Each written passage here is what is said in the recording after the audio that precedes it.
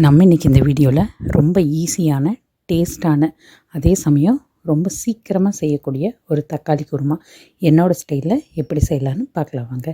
அதுக்கு கொஞ்சமாக தேங்காய், நம்ம குழம்புக்கு தேவையான அளவுக்கு தக்காளி எல்லாம் கட் பண்ணிவிட்டு அடுப்பில் கடாயை வச்சு கொஞ்சமாக ஆயில் விட்டு ஆயில் ஹீட் ஆனதுக்கப்புறம் அந்த தக்காளியை போட்டு கொஞ்சம் நல்லா வணக்கிட்டு அதோட பச்சை வாசனை போனதுக்கப்புறம் அது கூடவே தேங்காயும் போட்டு அதையும் வணக்கிட்டு அதுக்கப்புறம் பார்த்திங்கன்னா நம்ம குழம்புக்கு தேவையான அளவுக்கு கொஞ்சமாக மல்லித்தூள், குழம்பு மிளகாய்த்தூள், அது கூடவே கொஞ்சம் பட்டை, கிராம்பு, சோம்பு எல்லாத்தையும் போட்டு நல்லா வணக்கிக்கோங்க.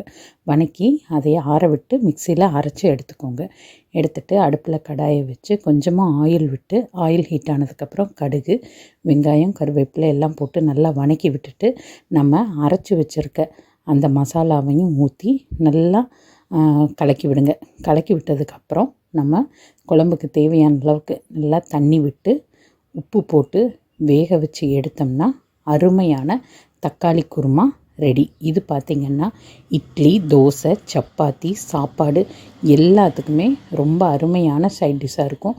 டக்குன்னு செஞ்சிடலாம். அதே போல் எல்லாருமே விரும்பியும் சாப்பிடுவாங்க. செஞ்சு பார்த்துட்டு எப்படி இருக்குன்னு மறக்காமல் கமெண்ட் செக்ஷனில் சொல்லுங்கள். அதோட சஞ்சு மாஸ் வ்ளாகை சப்ஸ்கிரைப் பண்ண மறந்துடாதீங்க. லைக் பண்ணி, ஷேர் பண்ணி, கமெண்ட் பண்ணுங்கள்.